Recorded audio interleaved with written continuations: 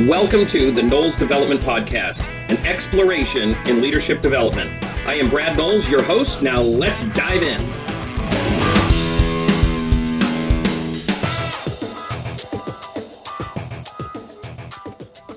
Welcome to the Knowles Development Podcast. Great to have you with us again. And today we've got a wonderful guest, Holly Mitchell. Good morning. How are you? Good morning. Excellent. Thank Great you. to see you. Good We to get to see work you. together all the time. All the time. Which is lovely. And today we're talking about how the school is never out for leaders. How it's just a constant and never-ending part of the process of leadership. And that's our favorite topic here on the Knowles Development Podcast. Mm-hmm. So one of the things I wanted to look at and kind of maybe use your life and your kind of just never-ending hunt for knowledge and the application of that knowledge is that roadmap of unconscious incompetence that moves into conscious incompetence that then moves into conscious competence and ultimately unconscious competence. Not easy to say. So I'd love to hear maybe kind of in the early stages, whether it be professional or before professional, when did you kind of first become aware of just that thought process of, oh, there's all this stuff I don't know? Well, that's how far back are we going to go? Right.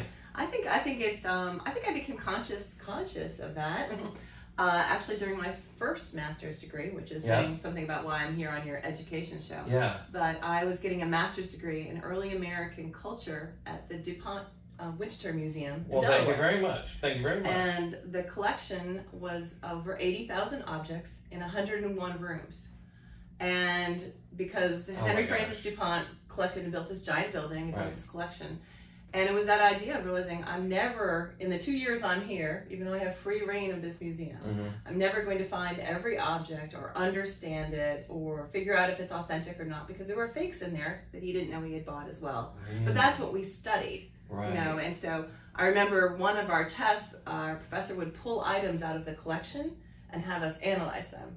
And then he cackled once, the dreaded Queen Anne folding chair. I can remember this from 3 years ago. I was like, what the hell is a dreaded Queen Anne folding chair? So that idea of like, how do you learn things, right? You can't learn everything. Right. How do you learn the skills of who you're going to ask or how you're going to approach it or what you're just going to ignore and decide you're not going to learn about?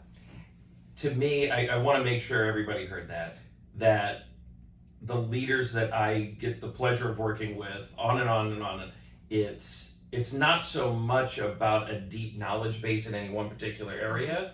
It's actually mastering how to learn, right? Mastering how to grow that muscle so that you can then flex it in any particular area of need at any particular time. Right. And you're right, it starts with that recognition of, oh, I now know that I don't know. Right? And I'm okay with that. Right? Yeah, there's systems for finding out, or I can just ask this other person because they know. That's their competence. Let's scratch on that for a second, because one of the things that I see in perhaps younger leaders in terms of not years, but in terms of experience, is they try to act like they know. Right? Yeah. So what have your experiences been around that, of either for yourself of like realizing like I'm trying to pretend that I know something and then you're realizing, wait a minute, I don't really know, or maybe you had that experience with somebody else where you realize they're trying to lead you and the depth of knowledge just isn't there in that area. I think when I started in real estate 10 years ago, and I had been a real estate appraiser before that. Right. I thought I knew a lot. Right. I know about houses. How hard can this other thing be, right? I know how to do pricing. Right. So I actually, since I'm such an education junkie, maybe we'll call it that, I went to a lot of classes and I tried to internalize the knowledge of what people were saying. So I can remember certain people saying that this is 10 years ago, they always use professional photography. And I would say, I always use professional photography. And I just internalized a way of being. So I was recognizing I didn't know things. Right. But I was also competent to go out and say, if I didn't see something, I, again, approach that idea of like, well, I'll find someone who does know. And then I'll know. Right. Like, I won't make that mistake again. And when I did make a mistake, learning early on to not beat myself up and say, well, now I know. Won't happen again. Won't have to make that mistake again. Right. Onward and faster. Yeah. Like, in my toolbox now. Right. So I think that, so I had a slower start. I've had slower starts to many things. But I was comfortable learning. I needed to learn first and then do. Right. But not learn forever, but right. a little bit more. Because we see people get caught in that trap too. Right. That trap of like they're perpetually the student but never getting into action. Right. And when we talk about schools never out for a leader, one of the things we have to emphasize is that learning is not for knowledge's sake, it really is for doing's sake. Right. When it talks to leadership, right? Mm-hmm. So talk to me then about how you started working on your leadership within real estate. Because you went from a single agent doing a great book of business to really almost explosively launching into a really large, very successful team. And I know the leadership challenges that can come with that and all that. So what did that kind of background work look like for getting ready to lead a big team? Well, that's a great question. I definitely realized at a certain point after a few years, I wanted to grow something much bigger. And it was also a thirst for knowledge. I wanted to be in the room with leaders. So in order to grow to a leader, I had to grow myself and my business to get to that level. So I was very purposeful in listening and trying to find a way of a model that resonated. Right. And actually was a podcast. Sadly, not yours, but it's one I don't remember. Years ago, where I heard someone out in Ohio speaking about how he was running a model. Yeah. And I just stopped walking. I was like, I was standing there like, oh my gosh, I have to meet this person. And then I had an opportunity to be at the same conference with him. And I said, can I take you out for dinner? My husband and I have dinner with you. And he always jokes, 3 hours at a steakhouse talking about myself? Sure. Yes. I'm on. And you're paying? Right. You know, someone who runs a team across the state over, I think they have over 150 agents now. And he took that time. He was very gracious with his time, but then I was able to really say that it resonated. I can do this. Yep.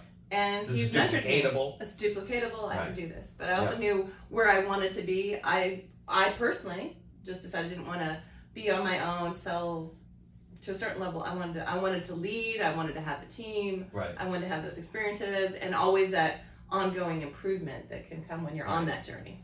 How long ago was that dinner? 4 years. 4 years ago. Yeah. Let me ask this. When was the last time you talked to him? 2 weeks. 2 weeks ago. Yeah. That mentor relationship has been there for 4 years solid. Yes. Right? Yeah. So it was a glimmer that turned into a fire and we keep stoking it, right? And it just doesn't end, right? Yeah. So what have been some of those kind of the muddy transitions from conscious incompetence to conscious competence in the leadership part of running that team? Can you think of some examples that like, man, I recognize that I don't know, and then I really purposely went out, sought new information, sought new, kind of direction, and then the application part of that? For sure on hiring. And you were part of that journey, so you remember. remember. Oh, phew, we finally got back to me. Where's the steakhouse? Yeah. Of even following a process, realizing I was not doing it right. So I went through multiple people, more to my fault than theirs. Sure. Even though I felt I was following a process, I wasn't clear in my expectations. I wasn't clear in what would be good working for me, and a dynamic. So it took a while that was really a struggle. It's been a leadership struggle ongoing. Right. But having new perspective now, I now have a operational team all under the age of 27, which is half my age and microphone's on. Come on. And then seeing that, whereas even last year I would have been closed off to the idea that I could have such young people working for me and doing such an amazing job. Right. So selling it's at such that level. Exactly. Yeah. That's great. Yeah. That's great. Yeah. Love it. You picked up a new venture just in the last couple of years. You shifted gears and added real estate investing, right? Yeah. So I got to figure, even just in the last couple of years, even though I've been in real estate all this time and all the degrees before that and the success of the team, here's this whole new venture, a whole new learning, obviously a building block on what you've been doing. What did the study of that look like in the early stages prior to investing? Prior to investing, having been in real estate 20 years. Right. Because we were appraiser for about 10 and then selling for about 10. In the craziness of 2005 or 4, did invest. Bought a 20 unit. Oh, wow. Learned through disaster. Right. Did it all wrong. 2 Perfect. hours away, incompetent manager. It was Everything. I scarred myself through my own learning, right? In competence, kicked me Right. and my husband to the curb. Of course, we should have kept it, but that's a different podcast, right? So I stopped, right? So I'm here in real estate, 10 years later, 15 years later, and I'm not investing. And I've gone to all the education classes. I know it. I've heard it. I'm sure you probably helped clients do it. Sure, all day long. I've heard it. I've thought it. Whatever was up that wall to myself, like, I can't do that. That's not for me. That's too scary. It was bad. I'll do something else. And then on a Zoom, gosh, save us, right? A Zoom last year, someone explained to me how they invested, and they invested in single family houses. And I could just recite what he said. Someone I've taken every class possible with. Right. And he just listed how he created this portfolio, and these are the properties. And I said, I know exactly what those are, and I can do that. And I came home, and I told my husband, I said, we're going to buy 4 properties next year, 1 a quarter. And he's like, wow. We're going to do what? And we're under contract on 3 and 4. They're closing in November. Great. So we're going to nail that goal. Nailed it, right? Love and it just took that, getting that motion. But sometimes you can hear something over time. You hear it, and you're squashing it, you're ignoring it, right? But you realize you've actually built up so much confidence in knowing what to do that when you flip that switch, you're like, oh, I can do this. Yeah, I got it. Right. I'm learning more about everything now, and that's been powerful. The other thing I'm hearing, and hopefully you guys saw this pattern too, it was Holly multiple times showed how she was hunting for a model that worked for her, right? Show me the proven model that somebody else has done that is also going to resonate with you. Exactly. And you found that with the team, right? It took a while to find it, right? Exactly. You were out there, you were studying, right? She's not sitting at home knitting, going, I hope it shows up on my front desk, It was really a hunt for it, a search for it, but because so learning based, right? And we hear Warren Buffett talk about this a lot. Like, these kinds of opportunities aren't going to come up every week. Right.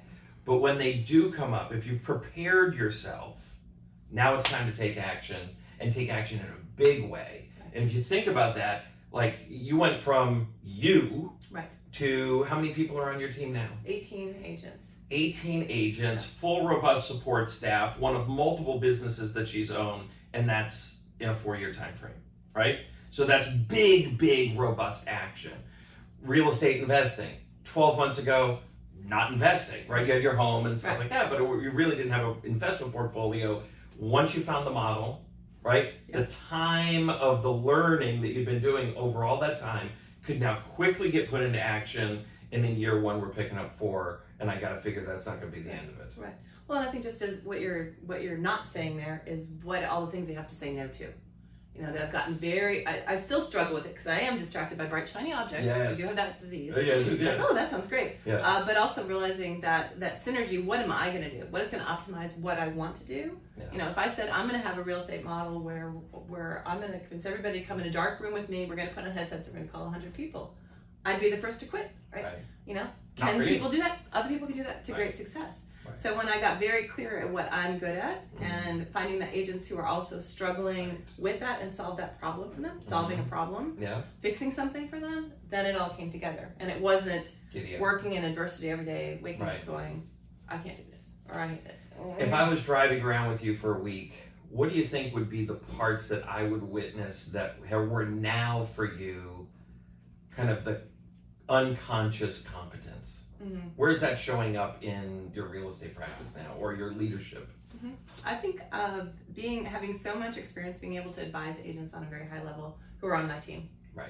When you've seen, hundreds and hundreds of transactions you've been part of, right? And at multiple problems and multiple strategies, and so it's still I still feel that my main purpose with my agents is solving problems. Solving problems, through the team executing support for them. Through their growth, through their questions, through even like the micro strategy of how they're crafting an addendum. Right.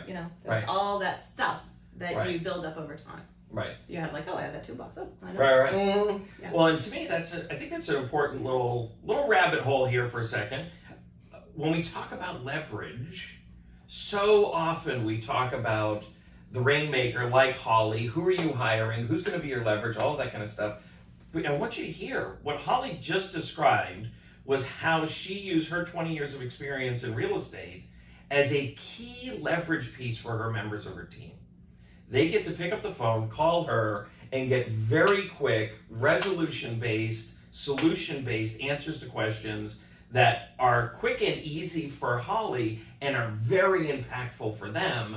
And it's this unconscious competence for her that's turning into more transactions for them. Right? Exactly. Yeah. And it doesn't show up quick. No. It just a quick 20-year study, right. and you're there. Right. Exactly. Yeah, overnight. Exactly. Right. Exactly. Yeah. And when I was thinking to an agent on my team who just started real estate in May and is having huge success, and then running into all kinds of problems. I said, you're just coming faster. Right. This is great. Right. You're just moving. You're just like this. It's like now you know this and now you know that. That's right. And when he embraces that mindset, then you keep going. You know, if you just get scared of, I don't know, I have to stop and learn everything about this before I do anything. Right. You can't. Right. What are you excited about learning now? 20 years into real estate career, what are you excited about? Things I don't understand at all. So I've through some classes I've taken, learned a lot more. This is probably the boring part of your podcast about taxes. Yeah. This is me, right? And we're having we're having very high revenue years these past 2 years. We have an appraisal company as well. Right. But learning how the tax code is written, and I'm just copying Tom Mill right here. It's written to incentivize you to do things. Yes. So there's things I try to wrap my head around. Cost segregation, a phrase I never really paid attention until about 6 months ago. When you're buying a property, what are you doing with things, and having conversations with people that are strategic on that, and then transferring that to the team. The team, we had an opportunity to be on a special little mastermind yesterday about how you can pay your kids and how you can save money. It's incredible. And I was like, I almost want to have more kids. My kids are too old now. Those deadbeats. I know. I miss this, but how you could take pre-tax dollars, right, create an organization, pay your kids, and they could pay for their own dance lessons. Right. And put money in the Roth IRA. I'll lease you my children. Okay. Right. That's what we'll do. I want to end on this because I think this is such a key part of the learning in terms of leadership. Holly's still hunting for new topics, new things that excite her to learn. And she's going after the truly unknown for her, right? She's not afraid of getting way outside of her comfort zone and finding topics of I just got to start from scratch. But deeper than that for me is she's immediately passing it on. And that's what leaders do. Leaders are not bowls that we're just trying to cram more stuff into. We're more like funnels. We're collecting, and then it's also coming out the other end, and it's coming out the other end, and it's because we care about the people that we work with. We want to build them up. We want to lift them up. We want to have them get the fruits of our experience, right? It's not like, how do I hold on to it and keep it secret? It's how do I share it faster? Right. Right? Yeah. How do I take this and have other people learn? These benefit from it and change their lives. Right. Because when that's, I think, that you can say it, you can rephrase it in some very Brad Knowles polished way. However, the leadership is that transfer. You're helping people grow, right? It's growth, right? So you're taking things and introducing them to things faster. Saying, gosh, I wish I knew this. Or here's how you can do this. Or here's how you can grow your business. Here's how you can have a more balanced life. Right. Taking all that stuff. So I was actually asked recently, what's your superpower? Right. And I said it's synthesizing. It's taking a lot of stuff, right? That funnel idea, right? Pulling it together and then disseminating it to people who need that quickly, right? I read the book. Here's the 2 pages you need to know. Exactly. Here's the highlights. Right. Exactly. Yeah. And to me, that really is it. That's it. School can't ever be out for the leader because we can't stop helping our people grow. And the starting line of that is our own personal and professional development. So I want to challenge you, grow faster. Thank you, Holly. Holly, if they're interested in getting in touch with you, what's the best way to get in touch with you and your team? You can just Google me, Holly Mitchell, Portland, Maine, and I'll come up. I'm on my email that will lead you right to my team website. And great. Be happy to help people out there who have questions. Oh, yeah. And obviously, great team that can support you with sales here in the state of Maine. So think of them, look them up, and go grow faster. Love talking to you. We'll see you next time. Bye-bye.